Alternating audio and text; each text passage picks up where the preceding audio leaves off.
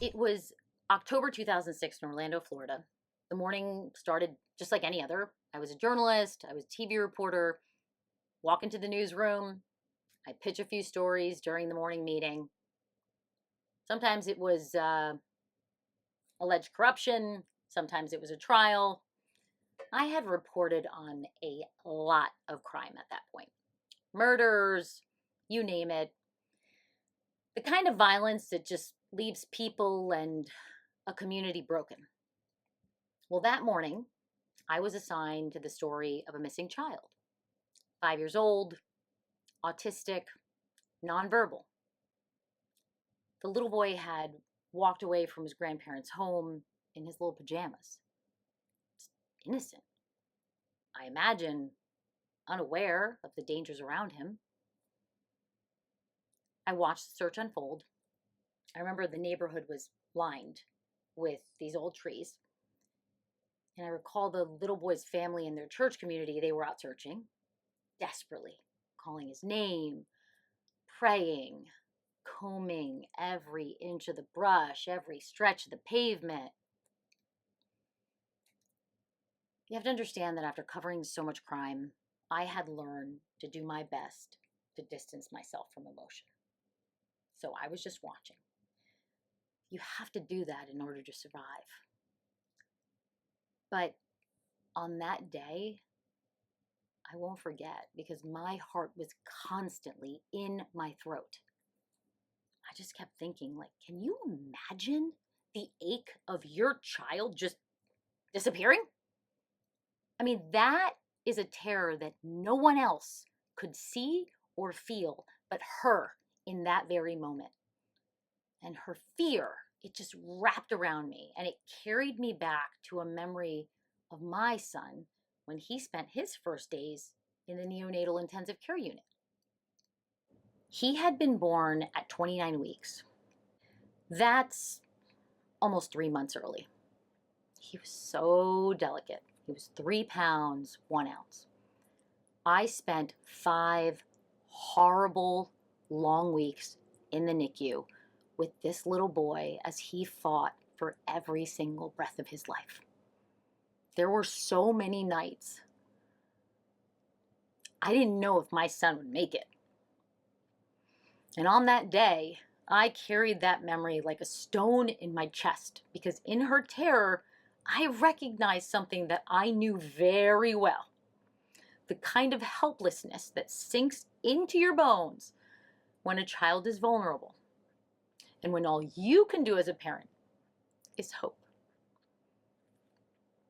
And as my heart ached for that mother, my reporter eyes caught a shift in the scene.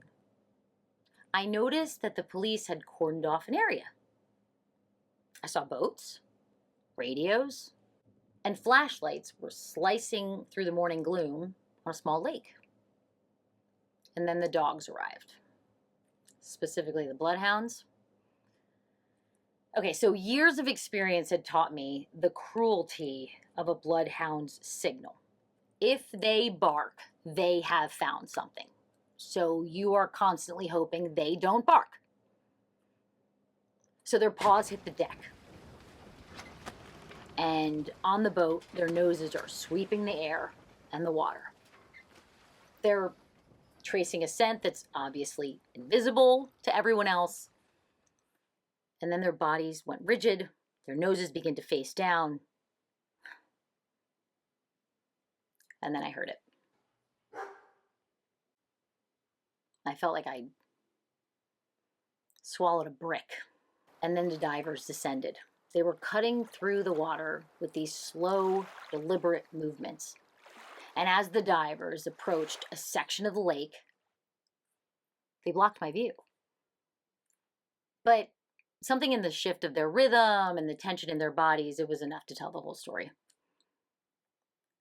We now started to begin to understand what was laying beneath the water's surface right there beside those divers.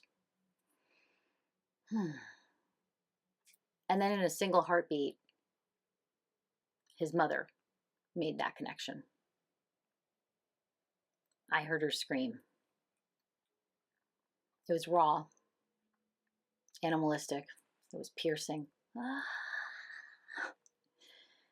I jumped because I didn't even realize she was standing right next to me.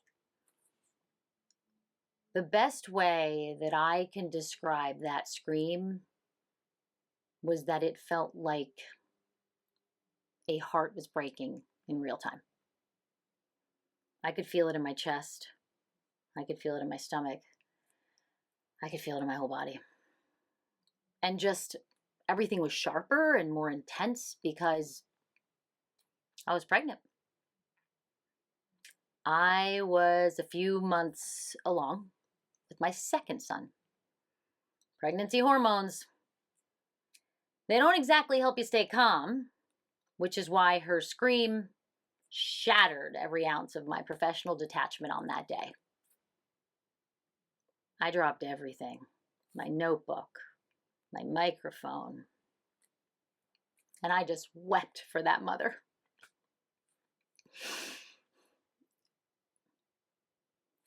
In the midst of it all, I had formed a bond in this universal language of a mother's love and worry. The only thing I can say is her terror was no longer hers alone, because it passed through me and it made me human in the rawest sense. I have since left journalism, but looking back, I realized this. Detachment might protect you in life, but compassion is what truly connects us all. In a tragedy, people often worry that they don't have the right words. Don't worry about that. You don't need the right words. Compassion isn't spoken, it's shown. It's our attention, it's our hearts, it's our presence. That sometimes can be enough in these dark moments.